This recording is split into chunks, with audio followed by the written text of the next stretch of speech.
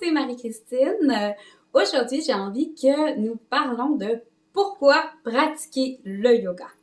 Donc, en fait, je parle de plusieurs bienfaits dans chacune de mes vidéos. Du moins, c'est ce que je trouve personnellement.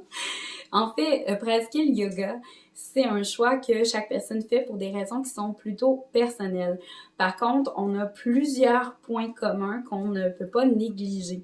Donc, il y a beaucoup d'impact au niveau émotif, au niveau du stress, au niveau physique également. Et c'est souvent ce qui va faire en sorte qu'on va en parler à d'autres personnes pour qu'ils puissent eux aussi découvrir les bienfaits de la pratique et la façon dont le yoga peut changer leur vie positivement.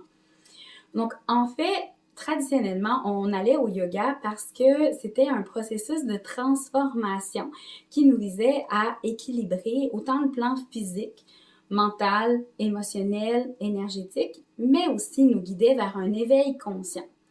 Si on veut observer un peu plus ce qui se dit présentement, c'est beaucoup les bienfaits physiques qui vont nous faire venir au yoga et l'impact sur le stress. Une citation que j'aime beaucoup est de Anne Swanson.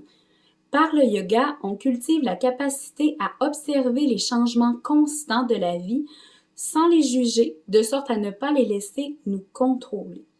Donc, je trouve ça très intéressant comme façon de voir les choses parce que c'est un peu une des choses que le yoga et la méditation nous apportent. La possibilité de faire un pas de recul et d'observer ce qui se passe sans nécessairement y réagir tout de suite ou sans y réagir du tout.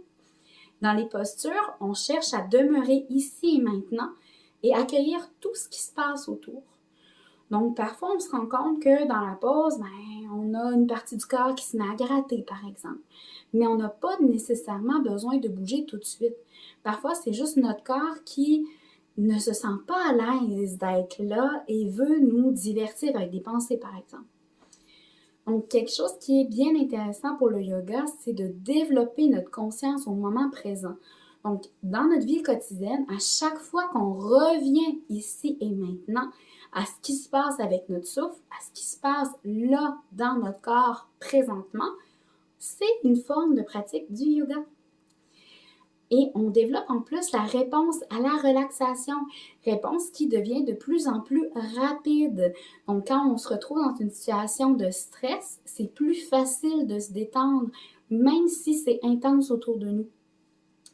Je vous mets ici une liste de bienfaits du yoga.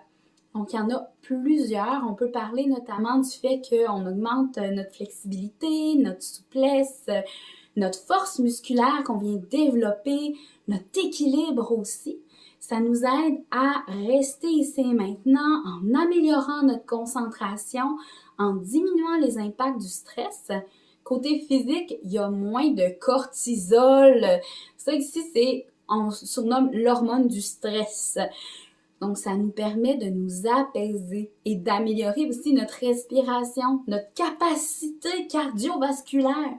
En fait, on va résumer en une chose, le yoga a des impacts sur toutes les sphères de notre vie mentale, physique et même de société. C'est extraordinaire! Et en plus, on peut le faire de tellement de façons, le yoga.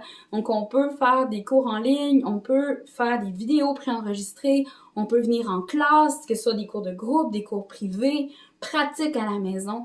Il y a 1001 façons d'intégrer le yoga et la méditation dans sa vie. C'est ça qui est extraordinaire. Je vous invite en commentaire à m'écrire pourquoi vous avez décidé de pratiquer le yoga. Qu'est-ce que ça vous amène? Je vous remercie de m'avoir écouté. Une belle journée. Namasté.